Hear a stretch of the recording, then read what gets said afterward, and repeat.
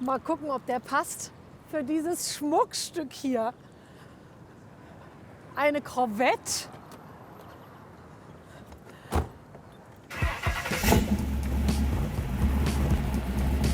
Oh,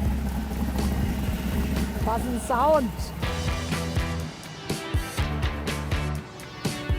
Na, das ist doch was. Oh. Das wird eine Genusstour. Herzlich willkommen im Elsass.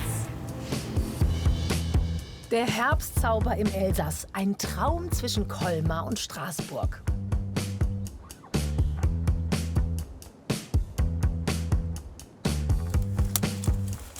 Ich freue mich auf die weltbekannte Weinregion, aber auch auf die eher unbekannten Seiten. Eine Region voller Genuss, voller Entspannung. Und eine Ente finden wir bestimmt auch noch, um nach Straßburg zu kommen.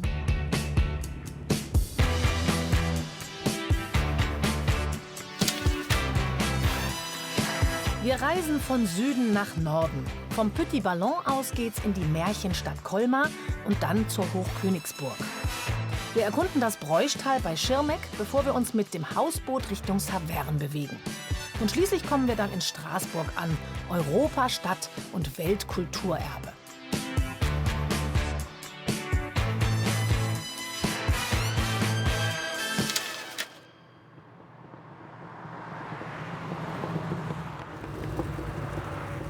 Überall Wein. Das gucke ich mir später noch genauer an. Doch jetzt bin ich auf dem Weg rauf in den Süden des Elsass, an der Grenze zu den Vogesen. Hier soll es traumhafte Wanderrouten geben. Ländlich, ursprünglich.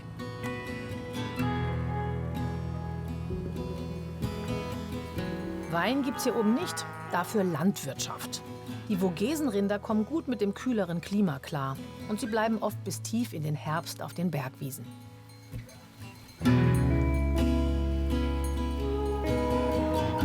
Wir sind nur auf knapp 1000 Metern Höhe, fühlt sich aber höher an.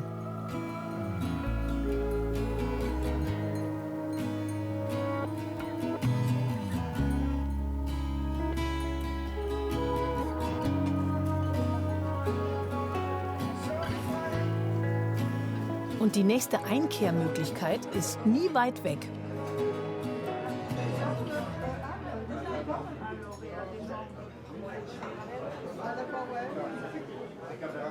Hier duftet es schon lecker, aber erst wird gewandert und dann kann man genießen. Das ist nämlich ein Rundweg, der hier wieder hinkommt. Ich freue mich schon. Und was los hier?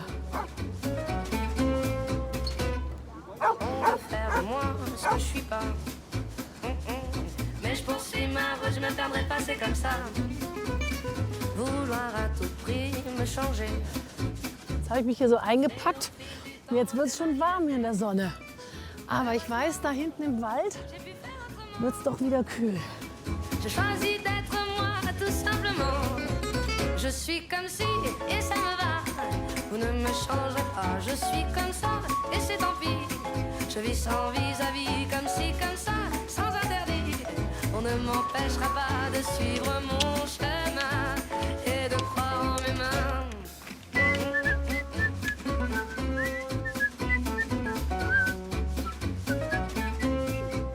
Je suis comme si, et ça me va. Vous ne me changerez pas, je suis comme ça, et c'est tant pis. Je vis sans vis-à-vis, comme si, comme ça, sans interdit.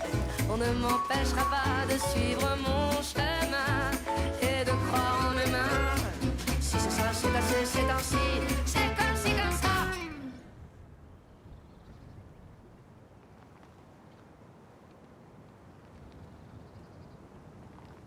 Wow.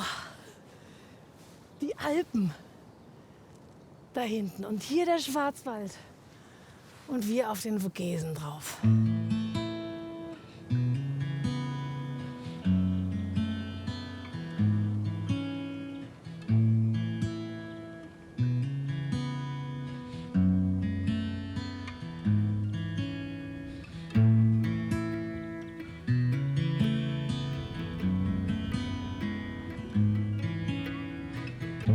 Und Sie sind von hier? Wir sind von hier, ja. Also ich komme aus Bayern, ne? Aber Sie wohnen ich jetzt lebe hier. seit 18 Jahren hier. Haben Sie sich ein schönes Fleckchen ausgesucht? Das ist super. Und wer ist das hier?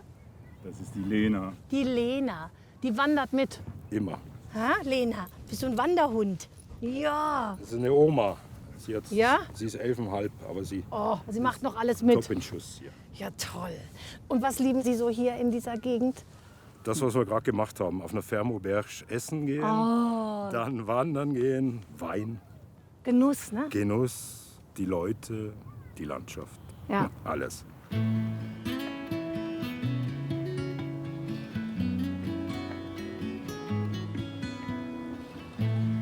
Regina pacis ora pro nobis. Wenn man jetzt ein bisschen Latein kann, dann weiß man, Königin des Friedens, bitt für uns.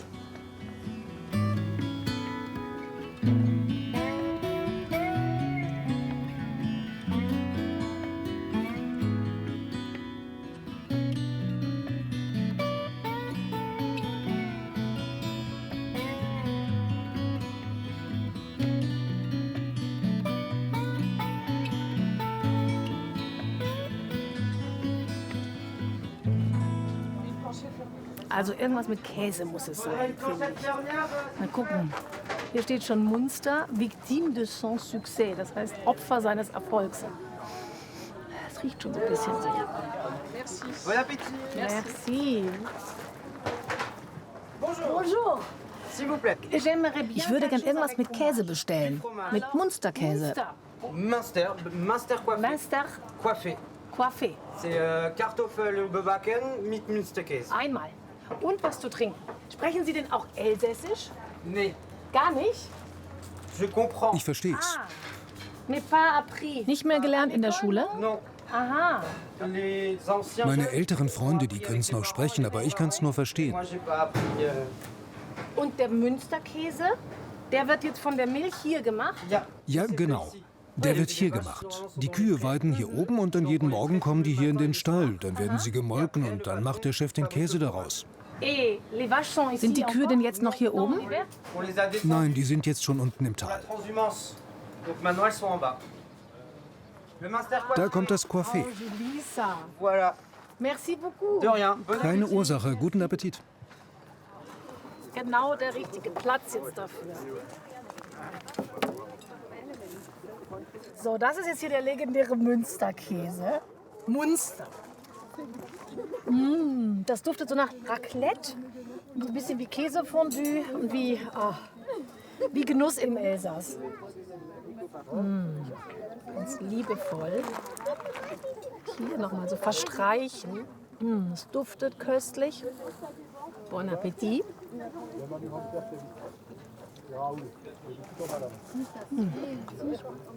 Also wenn man Käse mag, herzhaft, aber nicht zu heftig, warm und cremig und mit so ein bisschen Wumms der Berge, köstlich. Das ist wirklich ganz fein. Wahrscheinlich besonders lecker, wenn man vorher gewandert ist. Ne? Vielleicht sollte man sogar vorher gewandert sein, sonst rollt man hinterher den Berg wieder runter.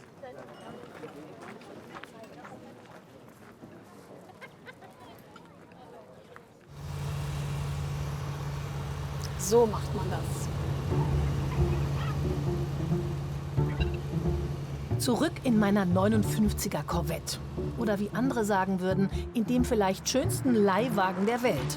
Ja, Sie haben richtig gehört, den kann man sich leihen. Wo? Im größten Oldtimer-Museum der Welt. Auch im Elsass, ein bisschen weiter südlich in Mulhouse.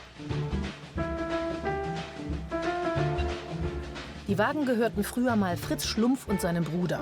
Die beiden verdienten ihr Geld in der Textilbranche, aber irgendwann nahm die Autosammelleidenschaft überhand. Die Firma der beiden machte pleite und sie mussten aus Frankreich fliehen. Nur die Autos blieben. Und das war der Grundstock für diese einmalige Sammlung aus allen Ländern und allen Zeiten.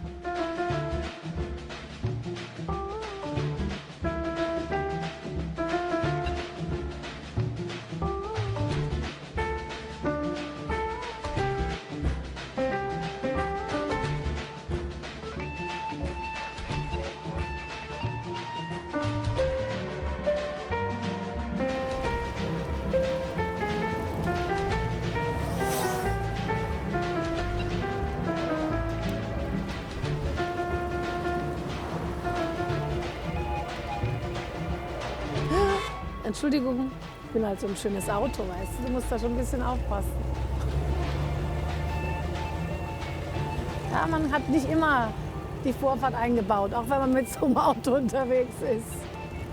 Leider. Das wäre ja ein Ding gewesen. Callard baut Unfall mit Oldtimer, weil sie im Kreisverkehr nicht aufpasst. Glück gehabt. Und weiter geht's. Einmal quer durch die Weinberge Richtung Colmar und danach an den Rhein zu einer der ungewöhnlichsten Festungsanlagen überhaupt, nach Neuf-Brisach.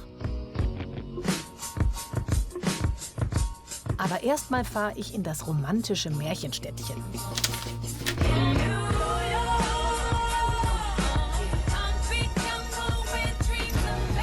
Was die Freiheitsstatue mit Colmar zu tun hat?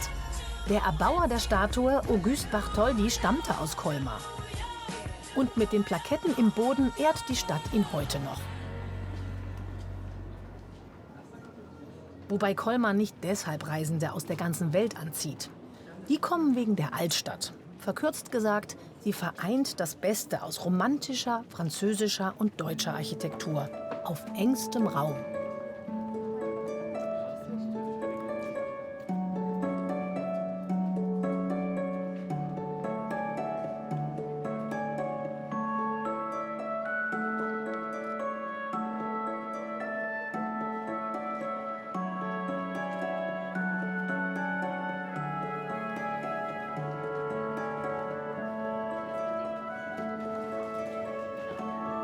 Im Lauf seiner Geschichte stand Colmar, wie das Elsass, mehrfach unter deutscher und dann wieder unter französischer Herrschaft. Glücklicherweise wurde es aber nie substanziell zerstört.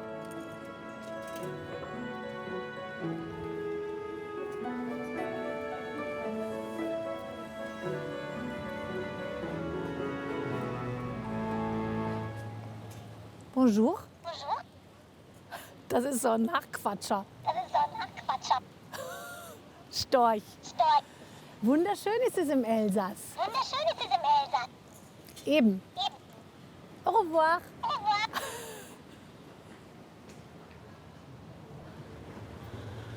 Alsace-Tradition.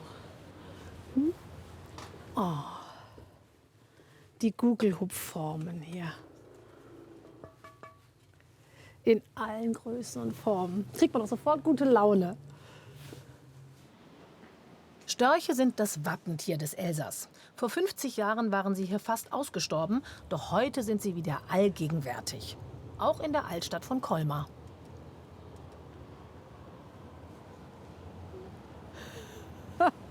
Selfie mit Storch, das muss.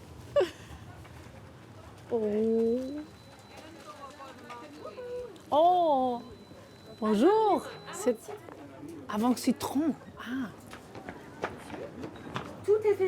Die sind hier im Haus gemacht und auch die anderen Sachen sind alle aus Colmar.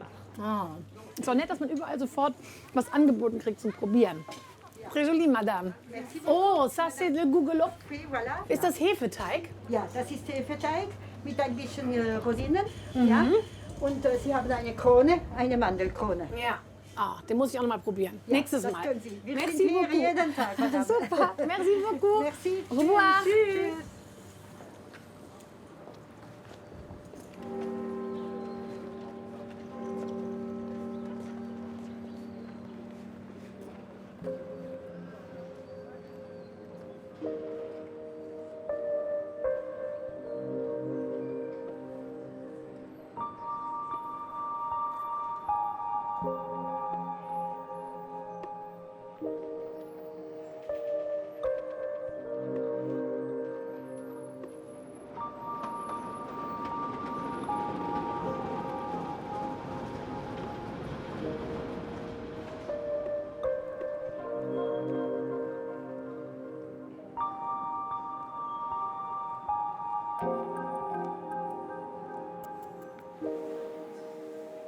Das mit Abstand bekannteste Werk im Museum Unterlinden ist der Isenheimer Altar. Ein aus 11 einzelnen Tafeln bestehender Flügelaltar, der in sehr drastischen Bildern die Leidensgeschichte Jesu erzählt. Der Altar ist Anfang des 16. Jahrhunderts von Matthias Grünewald geschaffen worden und gilt als eines der größten Werke westlicher Kunst.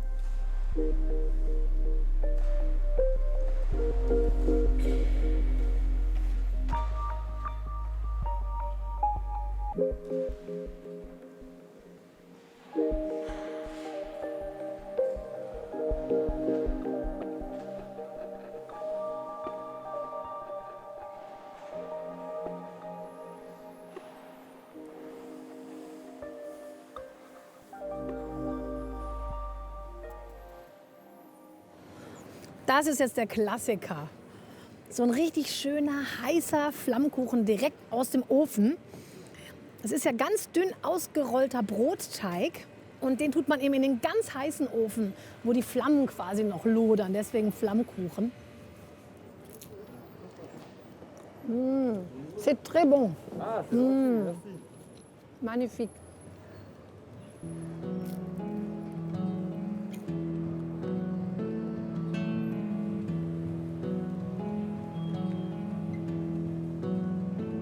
Jetzt besuche ich Klein-Venedig. Bonjour, Monsieur. Bonjour. Est-ce que je peux? Oui. Prenez place. Oui. Jetzt geht's los. Schön. Oh, jetzt geht's hier schon. Oh, guck das an. Wow. Schön.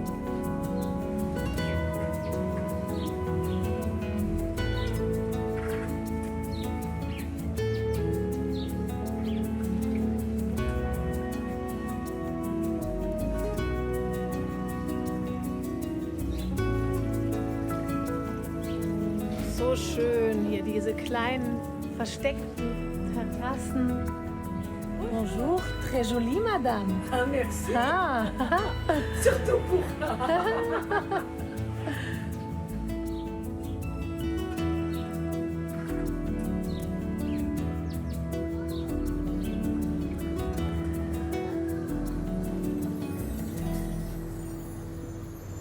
Oh, jetzt muss man sich schon fast bückeln, ne?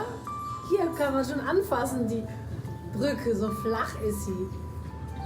Boah, Spinnweben.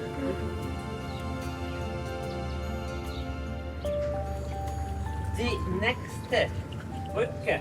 Bitte Köpfe einziehen und es ist kein Weg. Köpfe einziehen. Oh Gott, ah ja, da kommen wir dann überhaupt durch. Das ist aber sehr flach. Oh, oh, oh. Aber guck das mal an, das passt ja nicht mal das Boot. Wir müssen auf den Boden. Ha! Oh. Das ist ja mal krass.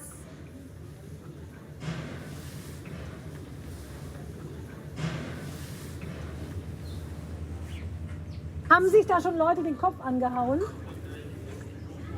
Ist es passiert?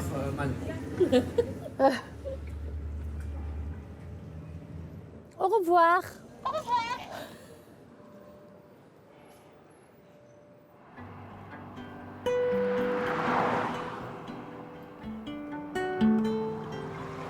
Wir machen einen kurzen Abstecher nach Niedermorschwihr. Kleiner Ort, viele Kalorien. Je suis debout dans la cuisine et je ne pense à rien.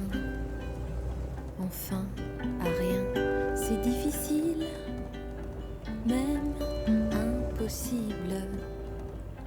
Il y a toujours un petit quelque chose qui vient, on ne sait d'où.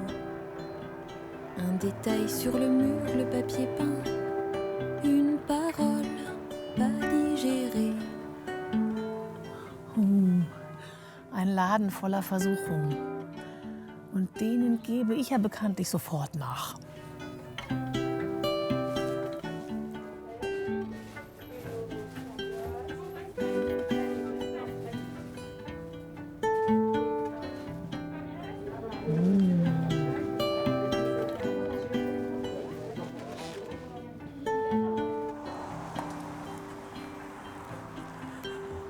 Ich musste mich zurückhalten, aber das war das Mindeste.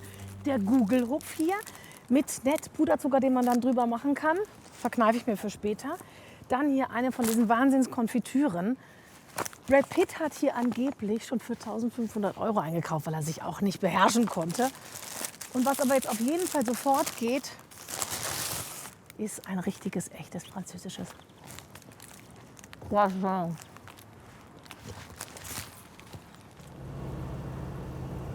Und jetzt mit wieder mal ziemlich vollem Magen nach Neuf-Brisach, ganz nach Osten Richtung Rhein.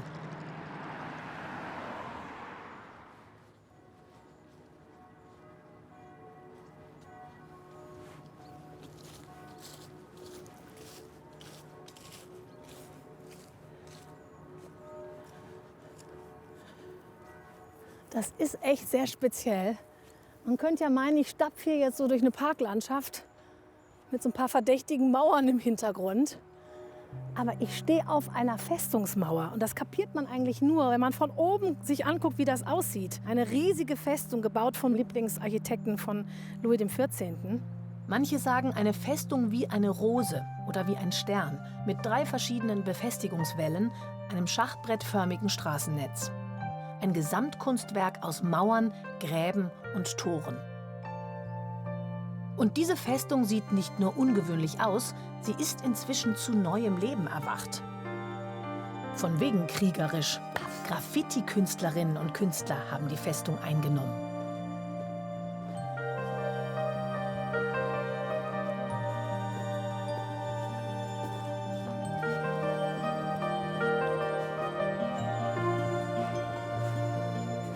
Wow.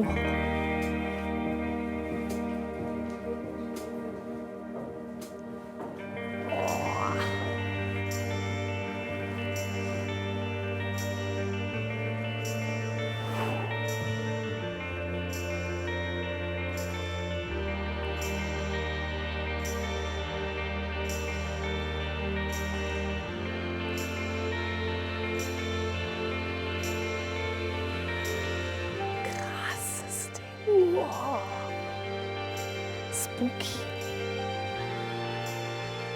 Oh,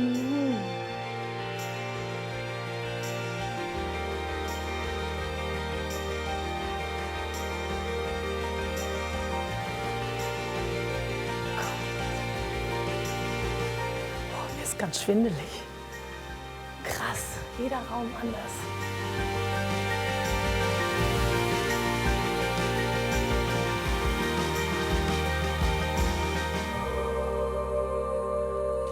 Schiffbruch.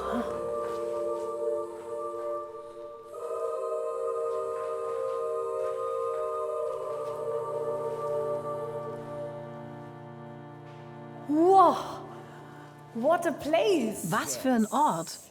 Das erwartet man ja gar nicht, wenn man von draußen kommt.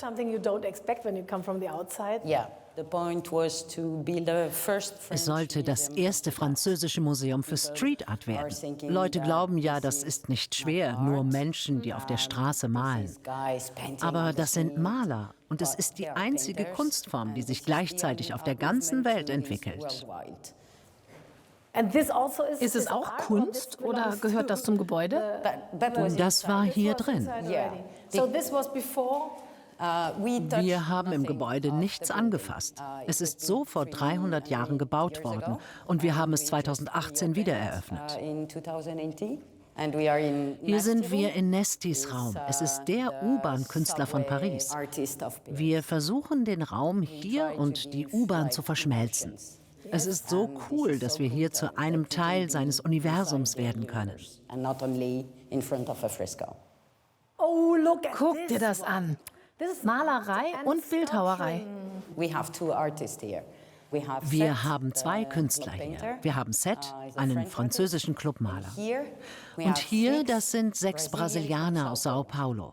Das sind die ersten, die beschlossen haben, alle Wände in der Stadt sind voll. Also klettern die. Die Gruppe ist gefährlich.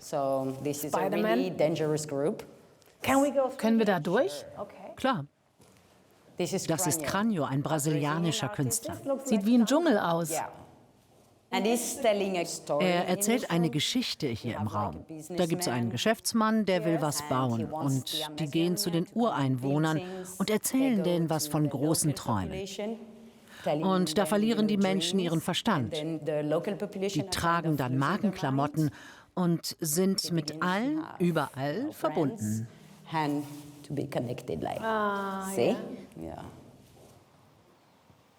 Du bist noch nicht fertig. Du musst es auch noch ausprobieren. What? Wo? Auf dem Trainingsplatz. Ha! Great!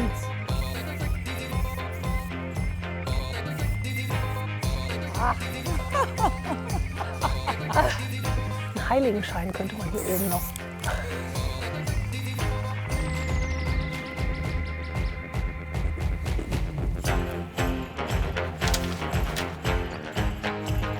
Und jetzt ab ins elsässische Weinparadies.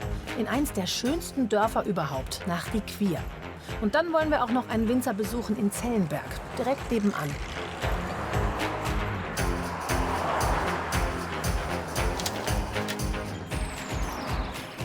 Aber immer schön vorsichtig fahren. Nicht, dass da noch ein Kratzer dran kommt an das gute Stück. Das ist ja hübsch hier. Passen wir hier durch? Ganz knapp.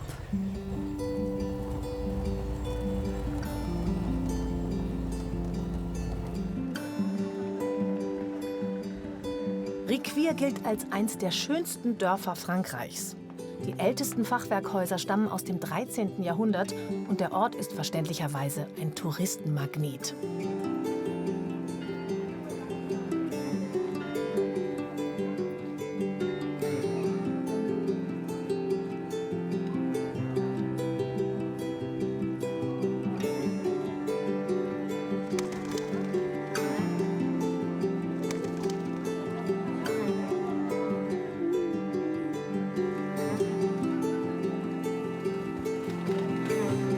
Bonjour. Das duftet. Qu'est-ce que c'est? Was ist das? Kokos? Coco? Oh, ist noch warm und so leicht zäh.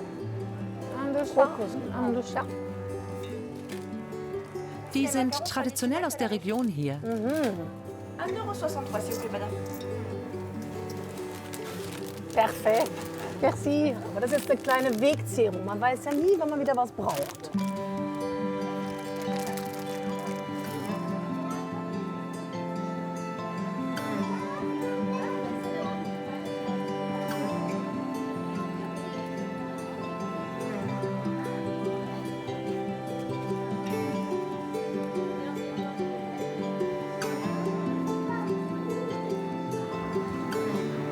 Hallo.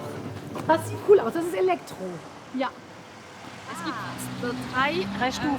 1 bis 25, 2 bis 35 und 3 bis 45. Okay, ich glaube, mir reicht die Nummer 1. Mit 50 hier so durch die Weinberge knallen. Aber wer weiß, wer weiß. Okay, es braucht einen Helm. Das sagt also auch schon was. Ist schon jemand gestürzt? Ist schon mal was passiert? Ja. Oh. Ja. Eine Frau, die wollte bremsen. Und hat stattdessen Gas? Ja. Und dann buff? Ja. Okay. Bremsen tue ich hier. Ja, ohne Gas. Ohne Gas. Und Ja. wenn ich kein Gas gebe, bleibt es auch stehen. Ja. Okay. Einfach los jetzt. Okay. Das müsste jetzt gehen. Ja. Er ist an und es geht jetzt los. Es geht jetzt los.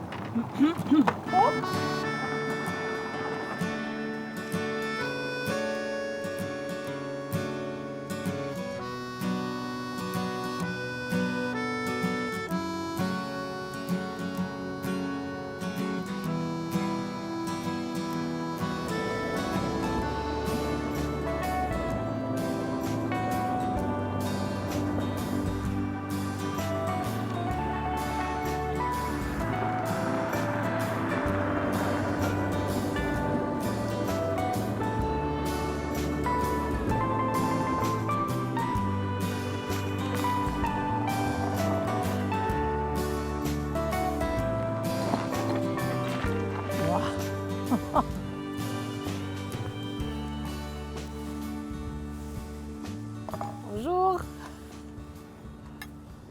Jetzt kommt der Google-Rupf. Ach, wir haben ja noch Zucker mitgekriegt. Oh Gott, hoffentlich geht das jetzt nicht komplett kaputt. Oh. der muss natürlich noch hier oben drüber. Ach, ist es nicht. Toll. Da gibt es ja diese nette Legende hier, dass die heiligen 3 Könige angeblich, nachdem sie in Bethlehem waren, hier im Elsass vorbeikamen und man ihnen zu Ehren einen Kuchen gebacken hat in der Form eines Turbans. Das ist dann hier so ein Gugelhupf geworden, offensichtlich. Also riecht schon mal buttrig köstlich. Ich mache es jetzt mal so. Mit Rosinchen. Ich fürchte, das ist so eine Art Fressurlaub. Unsere Genusstour hier. Aber man kann einfach nicht widerstehen. Also Marmelade könnte man da auch noch drauf machen. Das wäre, glaube ich, gut. Konfitüre. Das Weindorf Zellenberg liegt auf einem Felssporn oberhalb der Rheinebene. Das ist das Weingut Jean Becker, das älteste Weingut im Ort. Seit über 400 Jahren in Familienbesitz.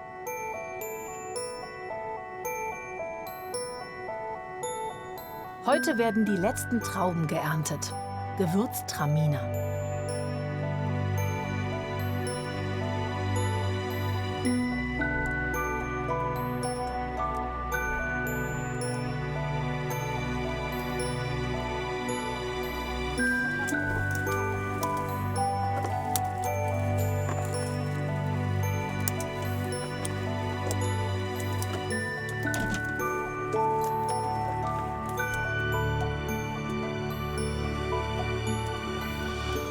Hier rein, Hier. ja.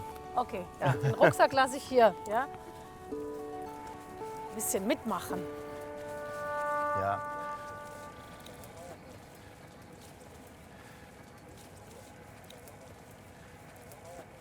Bonjour. Ah.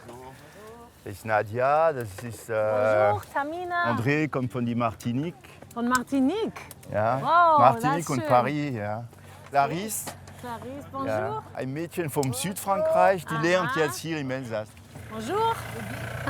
Die kommen von Afghanistan. Ah, Ja. cool. Das sind 2, 3 und die anderen sind Türken. Eine multikulturelle Helferschaft hier. International. Ja. Internationaler Weinberg hier im Elsass. Guck mal, das ist doch jetzt, sympathisch. also das sind jetzt ganz kleine Trauben. Ja. Dann, Also, wie schnippeln wir die jetzt ab? du musst jedes Mal, ja. Also alles ab. Achtung Wir an sind die natürlich Finger. alle Ja. super schnell. Wo ist Hopp? Der Eimer ist schon wieder voll. Im Elsass sind die Reben hoch. Das ist so traditionell, sind die Aha. Reben hoch, aber im Burgund hast du so 1,20 Meter. Du Muss bist immer dann, gebückt. boah, das ist schlimm dann. Für die großen Leute ist das schlimm.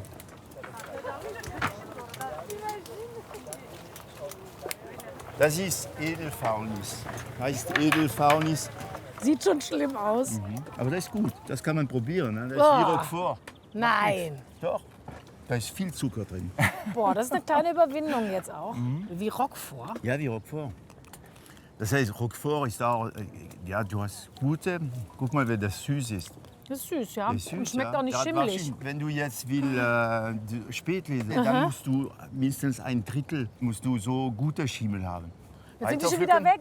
Mensch, wir kommen gar nicht hinterher von lauter Gequatsche. So. Ai, ai, ai. Die sind echt schnell, ha? Ja, ja.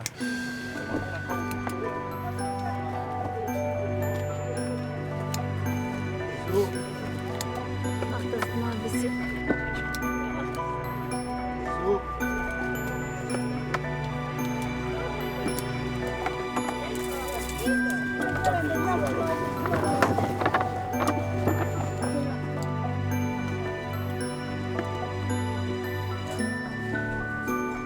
Die Weinlese in Jeans Betrieb startet im August und kann bis tief in den Oktober gehen. Vom Berg zum Gut sind es nur 5 Minuten mit dem Laster.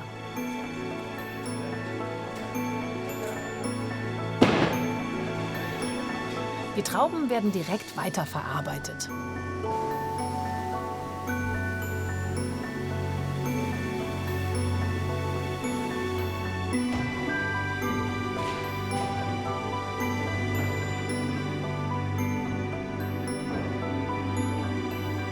Mit dem Refraktometer kann Jean schon Öchslegrad und Alkoholgehalt schätzen.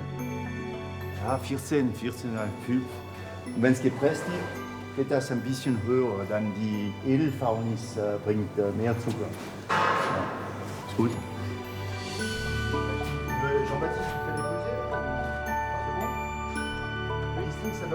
Das Weingut gehört ihm nicht, sagt Jean. Er verwaltet es nur, bis die nächste Generation übernehmen kann. Und so geht das seit 1605.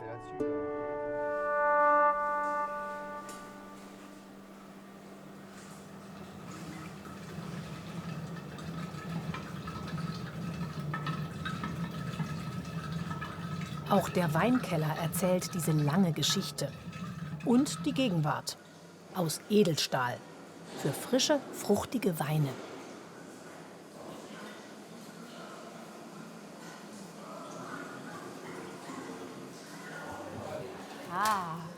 Was gibt es denn heute? Bonjour. Bonjour. Es gibt Soupe de Bouillon de Poule, also Hühnchen mit Nudeln, kleine Nudeln drin.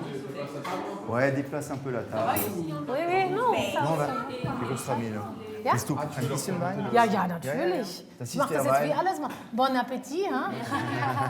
So eine lange Tafel, ist das immer Ja, so? ja. Ah, manchmal haben wir alle Tisch voll. Echt? Das ist der Wein, den wir gepflückt haben heute Morgen. Rimmelsberg, Gewürztraminer, Ja. Rimmelsberg. Perfekt. Aber ich habe jetzt ein bisschen Stress, weil die Frau, die gekocht hat, die hat gesagt, der Himmel war schwarz von Vögeln. Oh. Und die sind auf ein anderes Stück Gewürztraminer runtergegangen für Fressen. Wir müssen jetzt gucken, ob die nicht zu viel Schaden gemacht haben. Aber Mensch, als Weinbauer hat man wirklich ständig irgendwie das Wetter, die Umstände, die Vögel. Es ist schon immer was los. Die alten Leute, die sagen immer, wenn es nicht drin im Keller ist, ist noch nicht drin. Das kannst du gucken. Die Farbe. Und jedes Mal, wenn man Mittag isst, wird hier auch Wein getrunken. Wein getrunken, ja, Gewürztraminer, ja. So. Also Santé, Santé. zum Wohl. Ja. Boah, was? Ja, es riecht gut. Du kannst Farbe gucken, ob der Wein klar ist, Ja. ob er dick wie Öl ist oder ganz wie Wasser.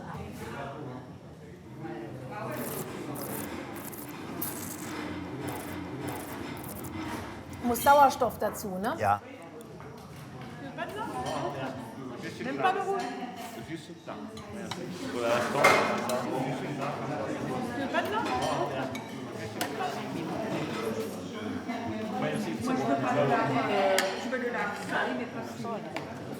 Oh, jetzt gibt es Sauerkraut und Ja. Choucroute, Choucroute, oder? ja. Choucroute, ja, das ist natürlich das Ja. elsässische Essen, ne? Ja. Oh, merci, guck das mal an. Das ist das berühmte Choucroute. Ja, Choucroute, ja, mit Sauerkraut, Ei, mit ja. Saucisse de Montbéliard. Das ist so dieses Herz, Montbéliard. so ein Das bisschen ist ein kräftig, bisschen Speis, ne? ja. Und das Ja? ist Knack. Knackwurst? Straßburg, Also so ein Straßburg, ja, das Ja? wir, ja. Okay. Das ist ja Kassler. Ja. Und dann kannst du noch Kartoffeln. Wo soll denn die noch hin? Ja, wir legen das hier. Wir legen Dann- das hier so. Ja. Das ist so eine normale Portion. Die Cécile, die macht keine halbe Portion. Nein. Die Leute wollen arbeiten und dann Teller wird voll. Gut. Ah, Okay. Cécile, toi tu remplis bien les assiettes. Merci. So, bon Appetit. Bon Appetit, gut. Also Sauerkraut. Speck.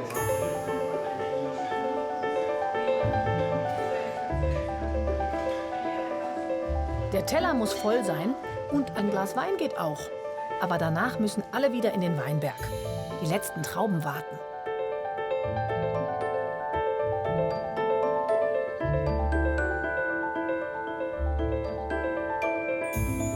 Das Elsass ist berühmt für seinen Wein und, wie schon gesagt, für sein Wappentier, den Storch. Französisch Cigogne. Er ist überall.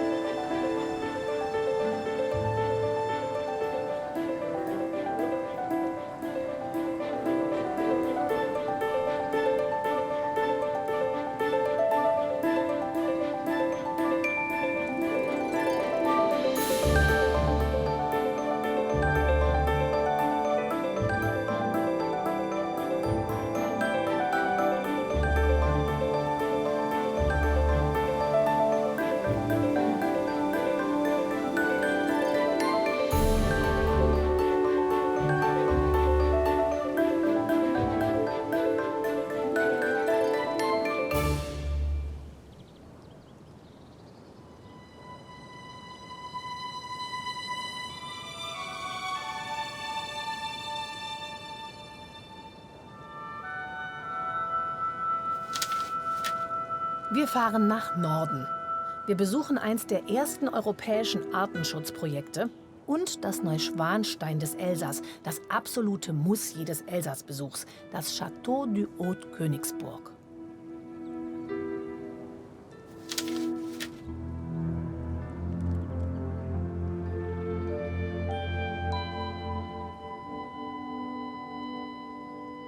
Die Königsburg liegt auf einem 760 Meter hohen Felsen und überblickt das Oberrheintal.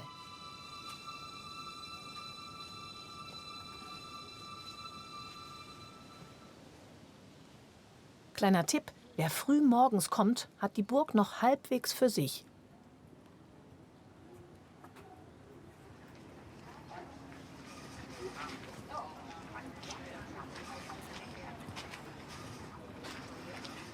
Audioguide rein, die Geschichte beginnt.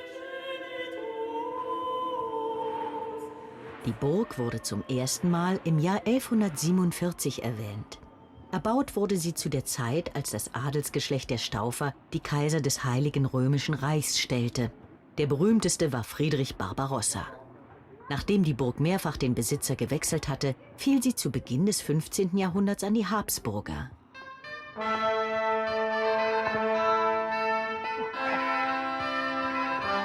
Ich bin schon richtig abgetaucht in die mittelalterliche Welt. Und tschüss.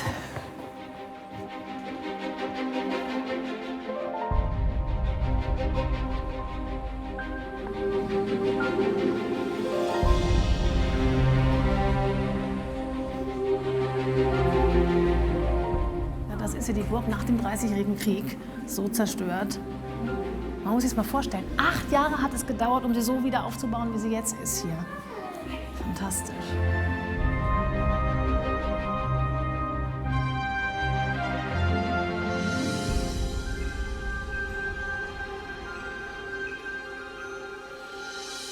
Der Kaisersaal, der auch Festsaal genannt wird, wurde vom Hochkönigsburgverein dekoriert. Er ist der Geschichte des Elsass und der Burg sowie der deutschen Politik und dem Kaiser gewidmet. Man lernt viel über diese Themen, wenn man sich genauer mit den unzähligen Wappen beschäftigt, die an der Gewölbedecke, in den Malereien, der Täfelung und den Bannern erkennbar sind. An der Decke breitet ein Adler seine Flügel aus, umrahmt von der Inschrift Gott mit uns.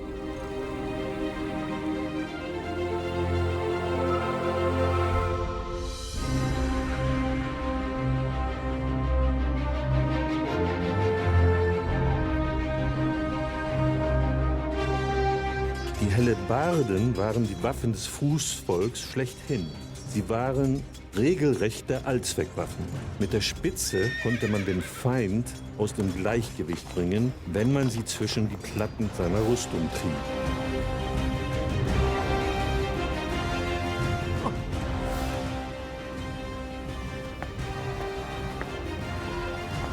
Im großen Bollwerk wird man sich der strategischen Bedeutung der Hochkönigsburg bewusst.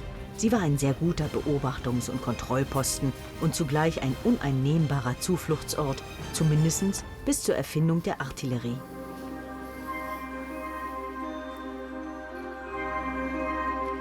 Nehmen Sie sich etwas Zeit, um die herrliche Aussicht zu genießen.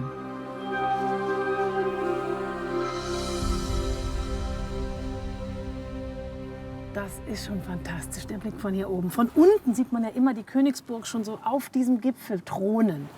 Und jetzt diesen Blick von oben zu haben übers Land, das ist wirklich toll.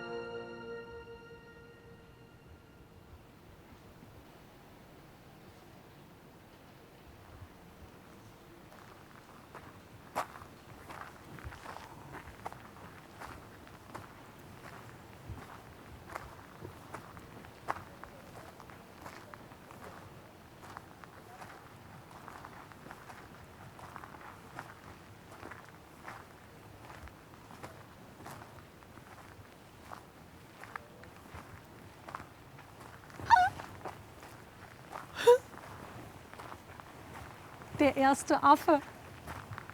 Ja, bonjour.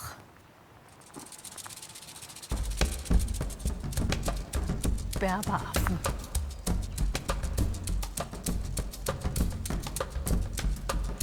Das ist so cool. Je länger man guckt, desto mehr sieht man. Da hinten klettert's. Da sitzt es. Da sind auch kleine. Hier. Guck mal. Das ist die ganze Family. Es ist ja immer wieder dieses sich selber wiedererkennen in diesen Tieren. Das ist schon... Oh, oh, oh. Das ist schon sehr possierlich, ja? Ist auch krass, man ist mittendrin und um einen rum passiert das Leben der Affen. Das ist schon toll. Ich habe schon Respekt. Also man hat so das Gefühl, man darf hier zu Gast sein, in deren Welt. Und man passt sich besser auch den Regeln hier an und bleibt dezent im Hintergrund.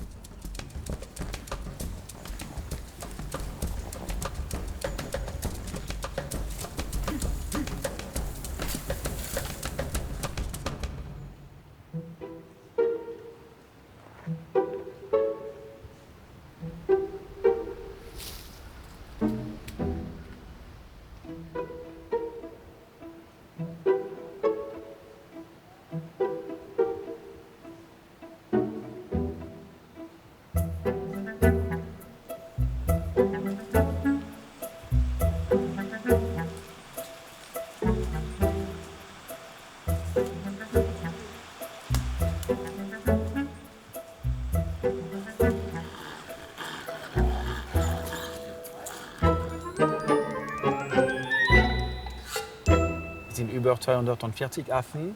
Die kommen aus den Gebirgen aus Marokko und Algerien, die über 2000 Meter leben. Wir haben 4 Gruppen, sind also mit ungefähr 60 Affen pro Gruppe. Und in einer Gruppe haben die ihren einen Bereich und eine soziale Rangordnung. An die Spitze ist ein Chef, ein Menschen. Aha, da sind doch die Männer der Chef hier noch bei den Affen. Ja, also der Chef, der hat viele Freundschaft gemacht mit den anderen Affen in die Gruppe. Der Chef ist ein bisschen weiter, weil heute ist die Paarungszeit und er hat viele was zu tun. Ja. Das ist ja einer der ersten. Ja, es war mein Vater hat diesen Park gegründet in 1969. Und über diese 50 Jahre haben wir mehr und mehr lernen über diese Affen durch Forschung. Sind die denn bedroht gewesen, die Berberaffen? Sie sind bedroht, ja. Heute gibt es weniger als 8000 Affen in Marokko und Algerien. Und 40 Jahre bevor, sie waren über 20.000. Also sie sind stark gefährdet in die roten Liste. Okay. Ja. Es ist Fettpflege, Lausen. Ja. Hier ist unter Mutter und Kind. Und gibt es auch zwischen Freunden. Ja, die sich auch so lausen gegenseitig. Ja. Die Affen, sie haben ihr normales Leben. Ja. Hier Menschen müssen in die Rundweg bleiben. Auf dem Weg bleiben, ja. Und die Affen sind ganz frei.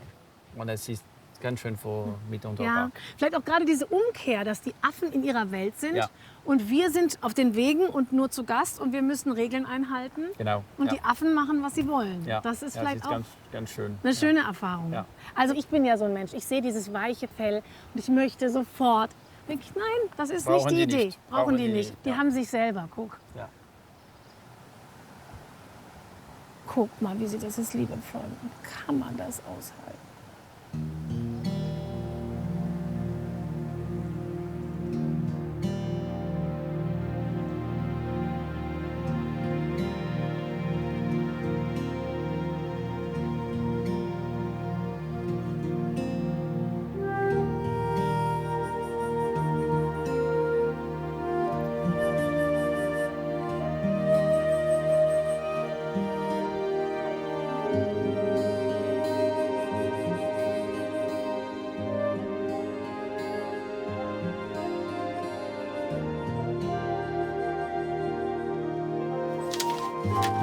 Wir reisen weiter Richtung Norden, zu einer der schönsten kleinen Kirchen der Region in Epfig und dann weiter ins Valais de la Bruche, eine eher unbekannte Gegend im Westen des Elsass.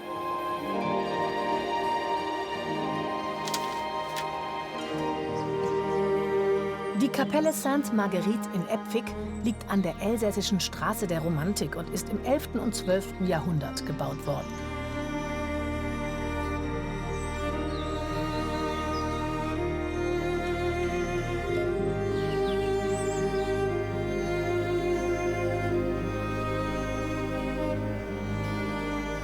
Der Innenraum ist weitgehend original erhalten.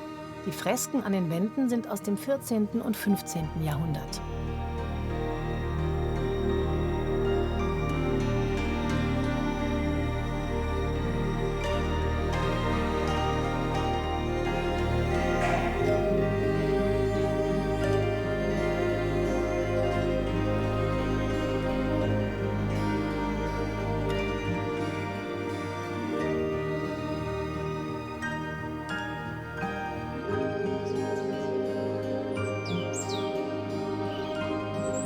Die Kapelle hat noch eine Besonderheit: ein Beinhaus. Die Knochen stammen vermutlich aus Gräbern der Umgebung und wohl auch von Bauern, die vor Jahrhunderten in Kriegen gefallen sind.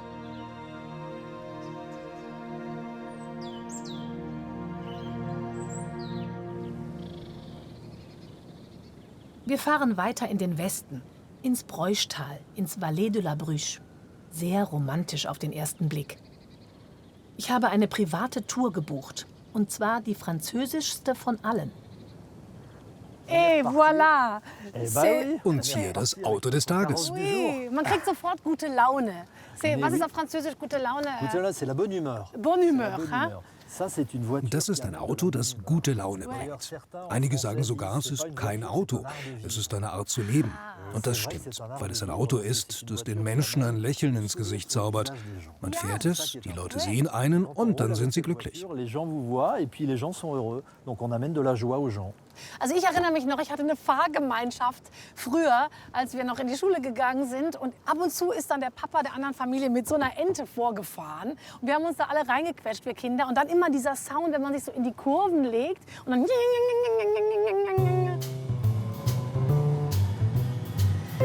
Ça fait comme ça, un peu comme ça et comme ça. Aïe, aïe, aïe, aïe. Ja, das ist es. Ça marche, c'est cool. Ça marche toujours pareil. Ouais. Ist das cool. Pas trop vite. Nicht zu schnell. Schneller geht's auch gar nicht. Wie viel PS? So 30.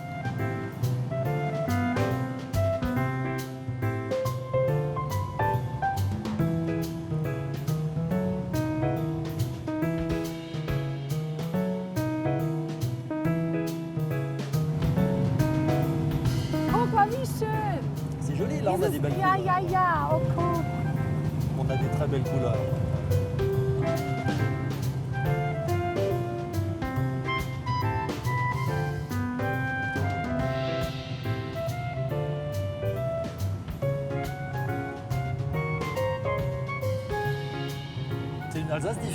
Das ist hier ein anderes Elsass. Es ist ein Elsass mit Vogesenberg-Kultur. Hier sind 3/4 des Landes mit Wald bedeckt.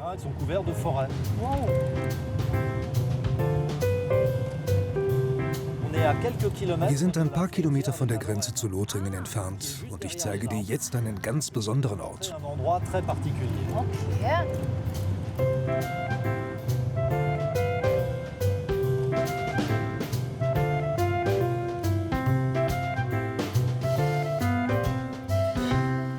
Das ist so sympathisch. C'est une porte très légère. Très légère, oui. Elle est très légère, cette voiture. Aïe, ouais. Et j'ai voulu t'emmener ici.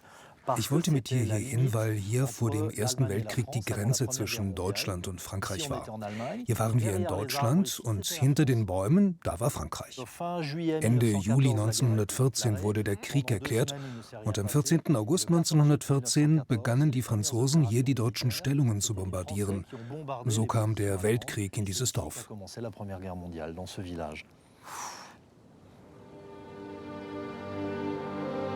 Das ist die andere, gar nicht schöne Seite der Region. Ums Elsass wurde Krieg geführt, immer wieder. Und deshalb hat man in Schirmeck ein Museum gebaut, das die Geschichte von Krieg und Vertreibung erzählt.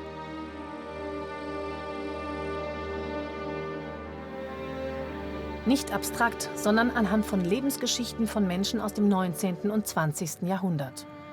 4-mal wurde die Region nach Kriegen zwischen Deutschland und Frankreich neu aufgeteilt. Menschen mussten fliehen, wurden entwurzelt und ermordet.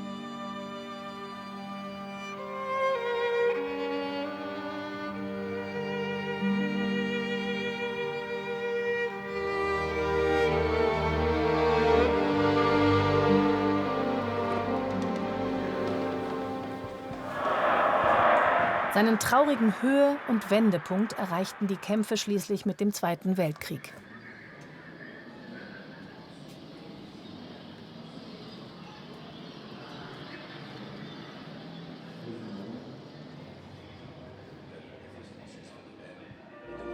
Danach einigten sich Deutschland und Frankreich auf die Grenzen, die bis heute gelten, und auf einen Weg aus der Gewaltspirale. Die Politik hatte begriffen, Deutschland und Frankreich müssen die Keimzelle eines neuen Europa werden. Und dafür soll das Elsass in Zukunft stehen.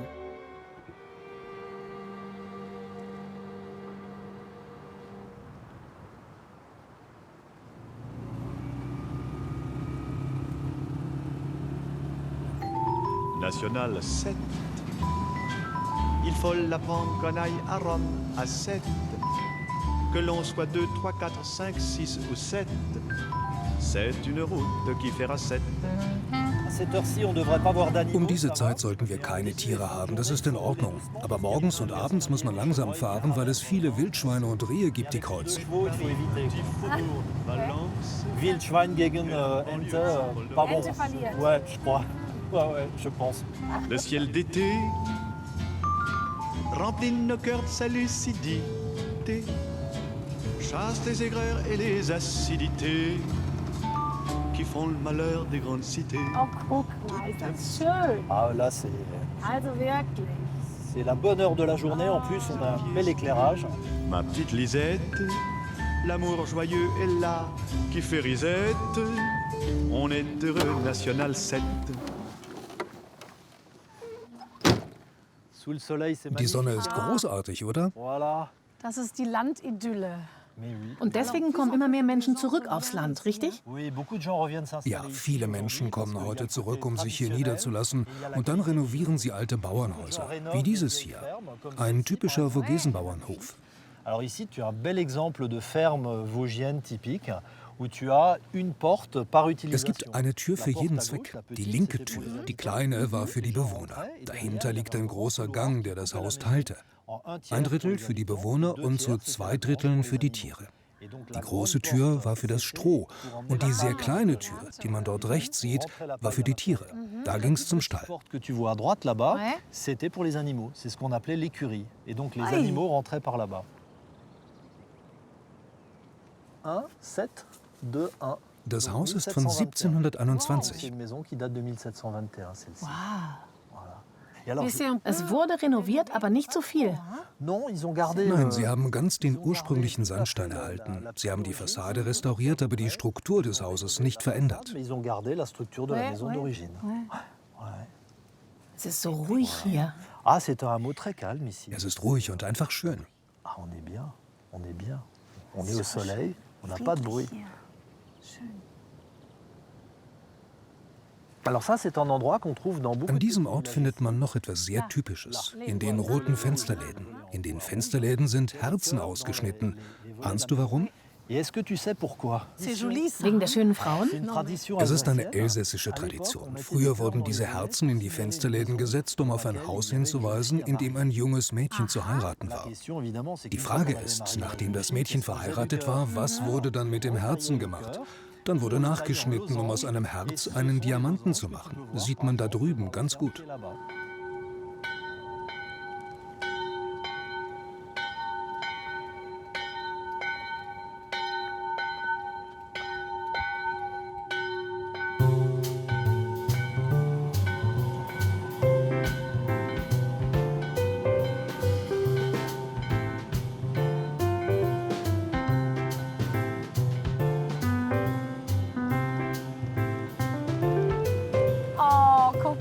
Können wir gleich neben die Bank fahren? Exactement. Perfekt. Exactement. Oh, ein elsässisches Picknick. c'est cool. Qu'est-ce que c'est ça? Alors ça, c'est de la pâte à Kuhklopf. Das ist ein traditioneller Gugelhupf, aber es ist ein spezieller Teig und den bringt man in eine bestimmte Form. Und so bekommt man 5 kleine Stücke, die man leichter teilen kann. Zum Teilen. Voilà. Die schönsten Momente sind ja die man teilt. Exakt. So ist es. Und das ist ein Elsässer Pinot Gris, quasi unvermeidlich. Un petit peu de vin d'Alsace, absolument. Et la nappe en couleur Kelch. Tu entends Ein super Sound, das gehört dazu. Super Song. Ça va avec la mélodie du moteur de la 2 Chevaux, c'est pratique. Genau, das ist der Sound des Elsass. Erst die Ente, Exactement. dann das Klöck vom Wein Exactement. und noch der Gugelhopf. Mehr geht nicht. Voilà. Il y a des moments importants comme ça. Merci Voilà, beaucoup. je t'en prie. Voilà, voilà. Et voilà. Elle est pas Merci belle la vie. beaucoup. À la tienne.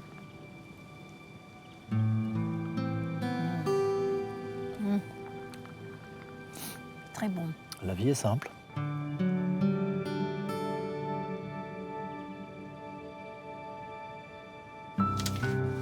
Aus dem Valais de la Bruche fahren wir jetzt nach Niederwiller.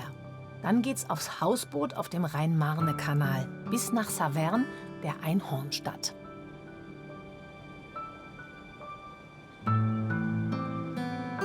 Und dann kommen wir in Straßburg an, Europastadt und UNESCO-Weltkulturerbe.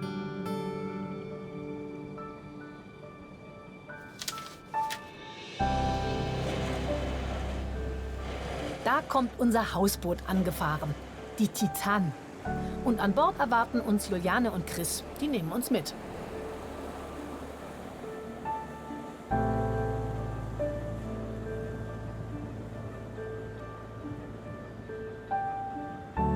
Hallo. Kleines Hallo? Mädchen. Hi. So, hallo, hallo. Hi. Mensch, und Hammerwetter gleich. Perfekt, oder?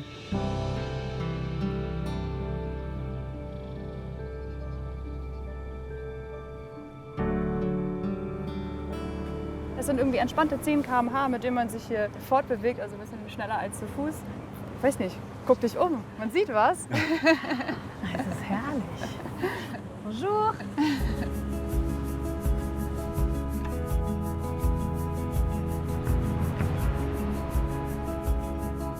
Willst du auch mal ran? Ja, du bist ja da. Du sagst so vorsichtig. Oh, das ist so ein tolles Gefühl. Oh, nehmen wir ein bisschen Bums raus, wenn ich darf. Genau. Nur so, dass wir hier nicht die Kollegen rammen, ne? Guck mal, du hast hier so eine Anzeige. Ah. Das zeigt da bin den ich schon Stand mehr zurecht. von dem Ruderblatt quasi an. Soll ich also noch mehr nach rechts? Genau. Hier sieht, ja. Das ist echt eng, ne? Und jetzt rechts mehr? Ist, ja. Das ist mega knapp. Das ist die Geschichte. Was dann rechts und links 1 Meter, oder? Ja, doch, hier ist ein guter Meter. Ja? Ja, das war Gott, das ist aufregend. Jetzt geben wir mal wieder ein bisschen Gas und Gas dann kommt geben. Nimmst du mal? Krass. Ich dachte, ich wüsste schon so ein bisschen, wie das geht, aber ich krieg schon kurz mal so ein bisschen Adrenalin zwischen. Ja. Oh.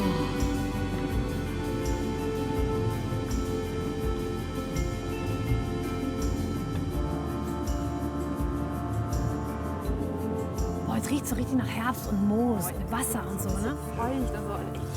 Das ist toll. Das ist schon eine ganz tolle Form des sich Fortbewegens, finde ich. Jetzt kommt ein Tunnel tatsächlich. Krass, haben wir Licht? Ein bisschen. Boah, ist aber noch schmaler da im Tunnel, ha? Das ist ja krass. Aber der ist aber ja mega lang. Ja. 3 Kilometer, oder? Echt? Doch.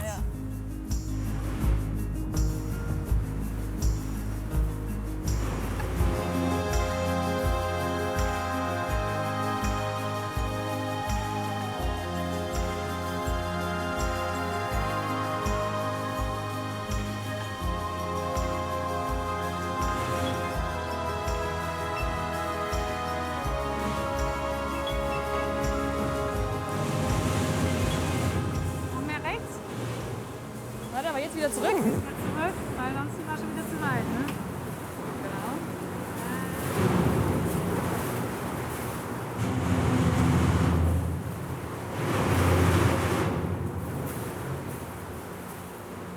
Man denkt, da hinten ist ja schon das Licht, aber das sehen wir jetzt auch schon seit 10 Minuten. Genau. Das sind 3 Kilometer, das ist schon. Krass.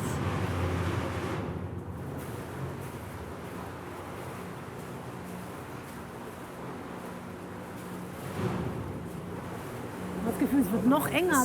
Ja, genau. Was, ein bisschen mehr rechts? Ein bisschen mehr Steuerbord. So, 3, 2, 1. Geschafft. Tada. Tada.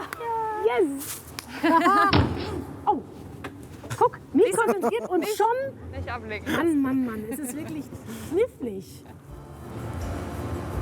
Lass uns mal überraschen, was hinter der nächsten Kurve kommt.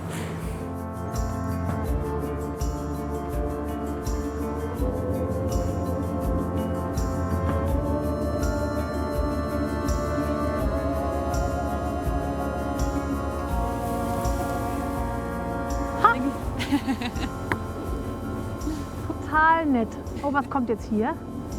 Ja, hier kommt jetzt gleich das Schiffshebewerk. Oh, sind wir schon da? Ich glaube, wir sind gleich da, ja. Ich bereite euch schon mal vor, bevor wir gleich reinfahren. Also, da macht man das Boot tatsächlich fest. Und dafür könnt ihr nämlich gleich beide mal, einer nach vorne und einer nach hinten gehen, damit ihr das Boot nämlich festmachen könnt.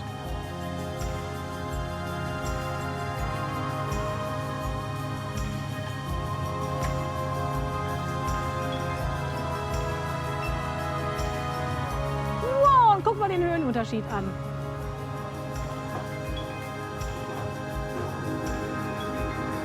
Krass.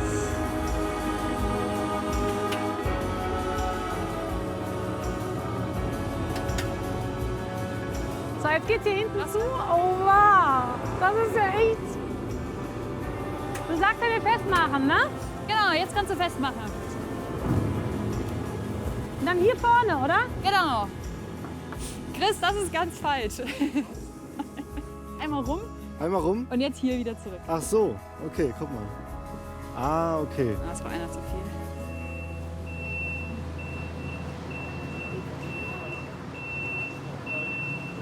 Wir fahren jetzt in einem riesen Becken von Wasser in einem Hausboot. Wie viel Meter hier? 50 Meter nach unten? Irgendwie sowas. Das ist doch nicht zu fassen.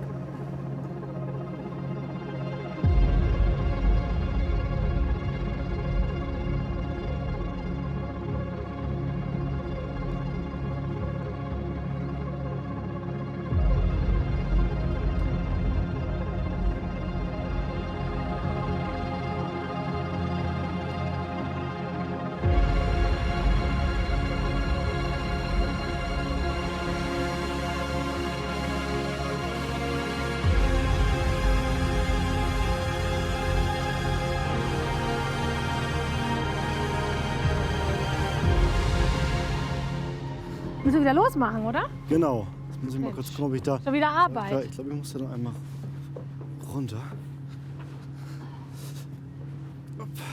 Genau. So, zack. Super.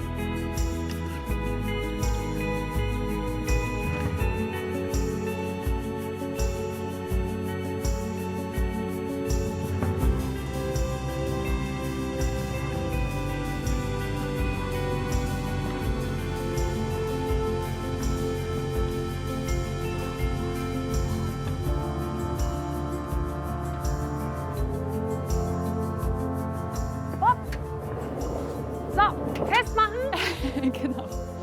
Hier, oder?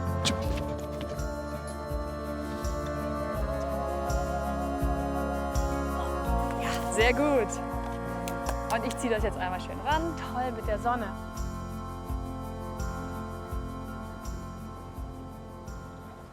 Morgen sehen wir uns aber dann wieder, ne? Morgen sehen wir uns Genau. wieder. herrlich. Gut, ihr Lieben, dann danke fürs Begleiten und dann bis sehr morgen. gerne. Ne? Ich berichte dann von meiner Nachtruhe hier. Danke euch. Bis morgen. Tschüss. Juliane und Chris schlafen heute an der Werft. Ich bin also ganz alleine. Oh, sehr geräumig. 2, 4 Leute mindestens können hier sicher schlafen. Und ein eigenes Bad. Aha. Hier geht es in den hinteren Trakt. Eine Küche mit Wasser und Ofen, schön zu. Gasherd und Kühlschrank. Ja, alles, was man braucht. Und hier hinten raus Freiheit und Abenteuer mit der Außendusche. Kleiner Test. Yes! Ich glaube, die wird sogar warm.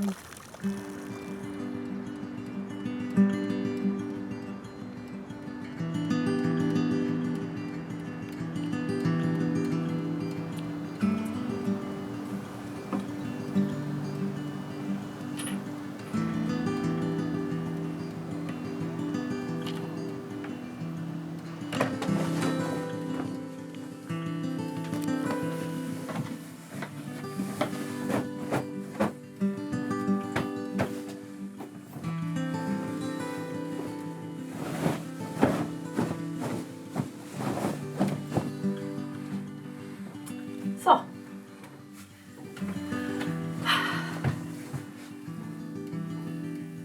Bettgehzeit.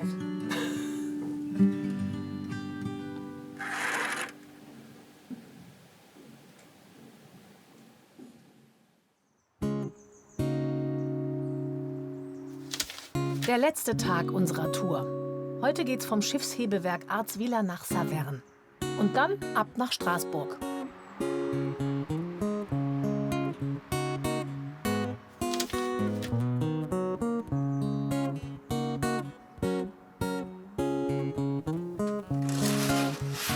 So, guten Morgen.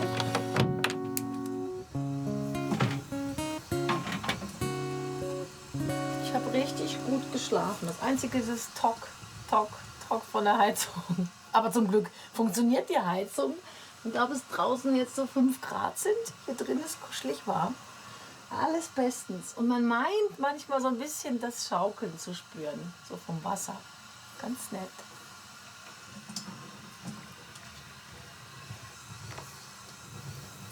Bisschen Milch. Oh.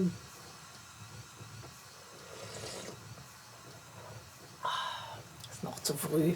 Ich setze mich jetzt hier ans Wasser. Hat schon was.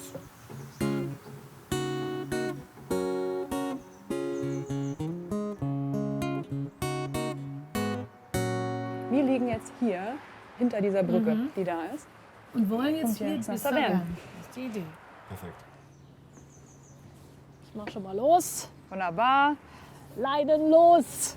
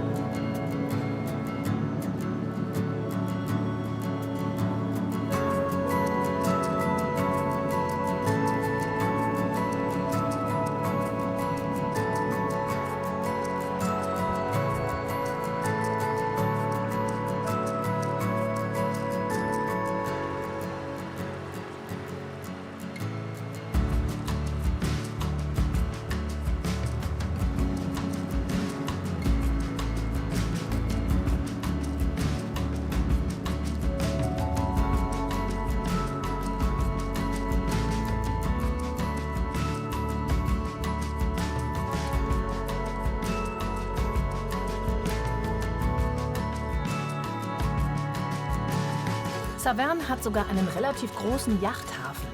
Bootfahren auf dem Rhein-Marne-Kanal ist anscheinend beliebt.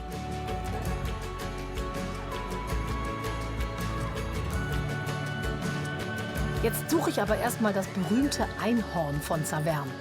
Muss hinter dem Schloss sein.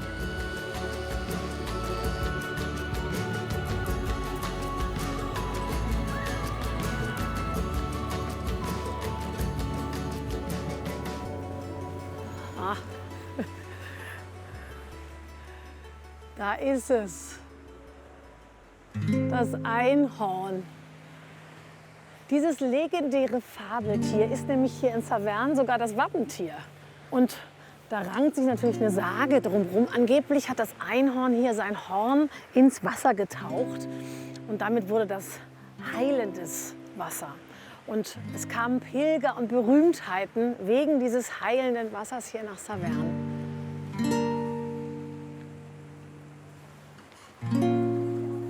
Saverne ist aber nicht nur wegen des Einhorns einen Besuch wert.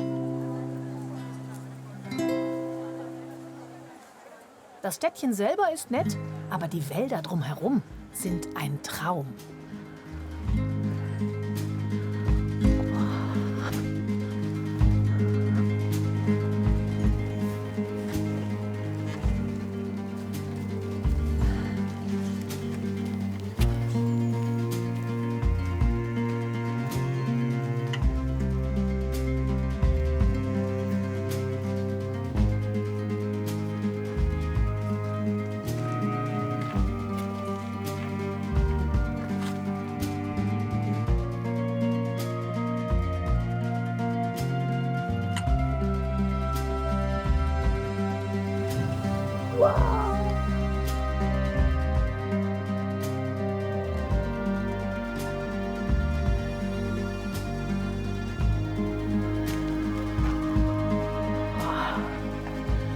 So eine richtig schöne Burg zum Entdecken ist das hier.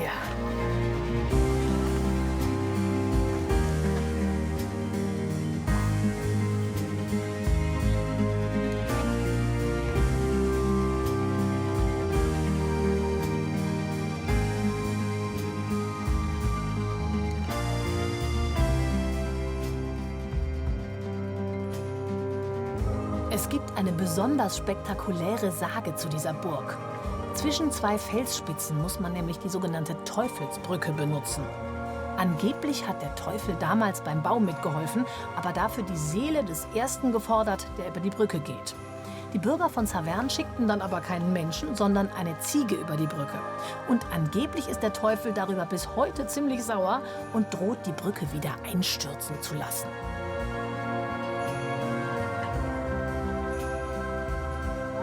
Mich scheint sie heute noch zu halten.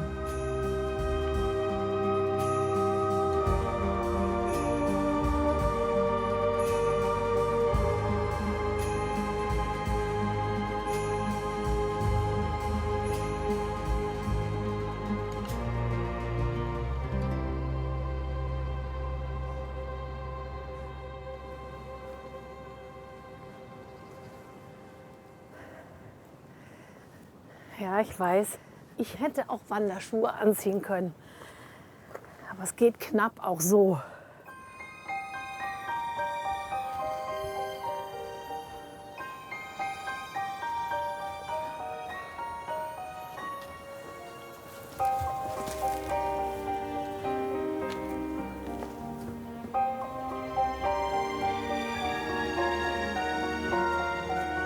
Märchenhaft, oder?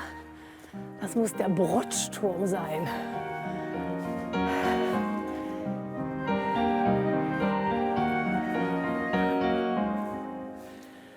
Ich finde, wir können den gut in Rapunzelturm umbenennen, oder? Gucken, ob ich da meine Haare runterhängen kann. So.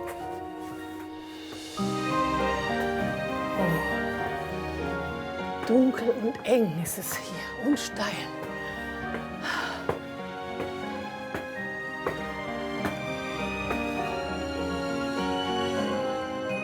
Naja, reicht nicht bis ganz unten.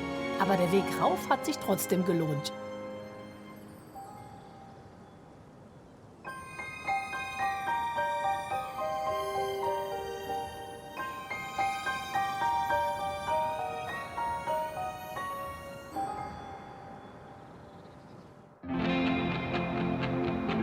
Und da sind wir, Straßburg, mit dem Münster in der Mitte und dem Europaparlament um die Ecke. Das gemeinsame Europa ist hier schon weit.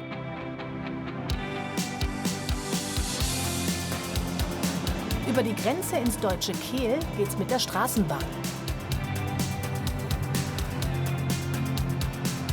Und auch aus dem Rest Europas kommen inzwischen Menschen hierhin, ins Klein-Paris, mit Elsässer Charme.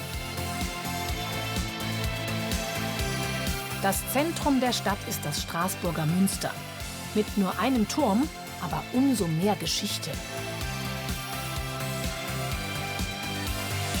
Vorm Hauptportal treffen sich alle.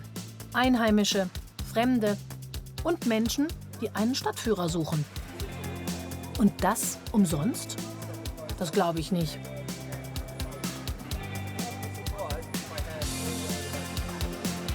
Naja, ich kann's ja mal probieren. Matthias meint, ich muss nur bezahlen, wenn ich rundum zufrieden bin. Aber wenn du dann mit dem Schild läufst, dann kommen Leute und dann ist erstmal eine kleine Gruppe und manchmal kommen immer mehr und am Schluss ist es dann wie so eine ganz große. Also letztes Mal, es war komplett verrückt. Wie war es denn?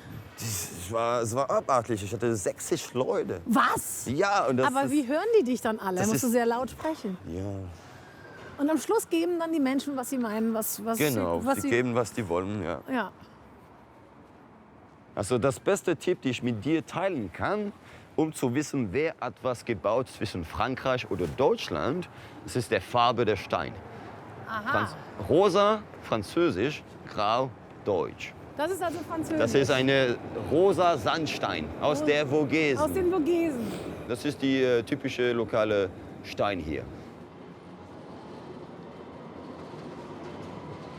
Matthias führt mich durch die Neustadt.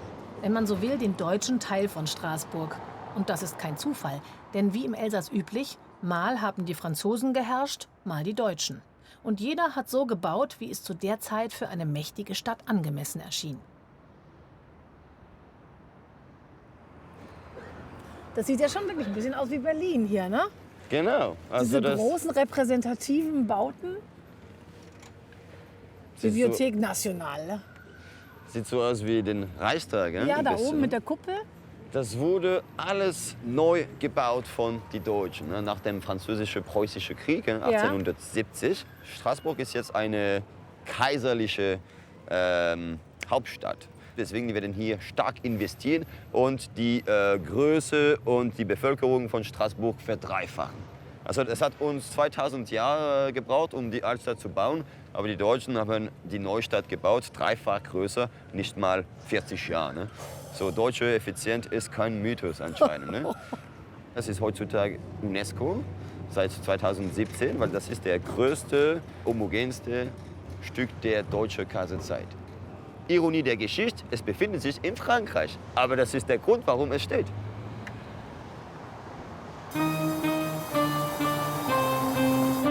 Heute vereint Straßburg für Matthias das Beste aus zwei Welten. Klassizistische, große Wohnhäuser auf der einen, eine charmante elsässische Metropole auf der anderen Seite.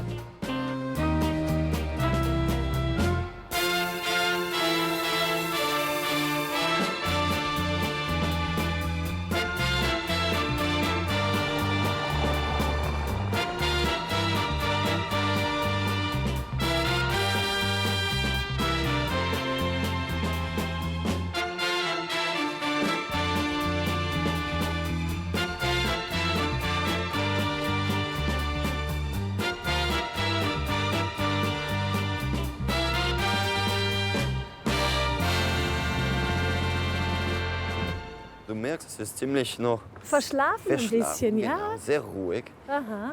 Also das wäre ein sehr guter Tipp. Wenn du in Straßburg kommst, dann in der Früh hast du deine Ruhe. Die Straßen sind quasi leer. Ja, hat was, ne? Es hat was. Wir sind jetzt in Petite France. Es sieht wie das älteste Viertel aus, aber es ist nicht. Das war das ärmste Viertel.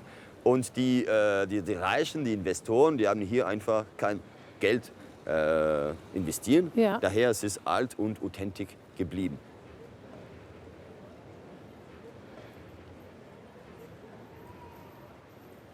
Man merkt ja schon, du hast ja eine richtige Leidenschaft für diese Stadt. Was ist es denn für dich, was Straßburg so besonders macht? Also Straßburg ist, wie du gemerkt hast, wunderschön. Ne? Klar, aber das Schönste ist der Alltag einfach. Das Alltagsleben hier. Weil es ist eine große Stadt, aber das Rhythmus ist eher wie ein Dorf sozusagen. Ne? Das ist der perfekte Kompromiss für die Größe. Es ist eine menschliche Stadt. Ja. Das war mal eine tolle Führung. Und Matthias hat sich meine Spende wirklich verdient. Aber wie viel? Bleibt mein Geheimnis.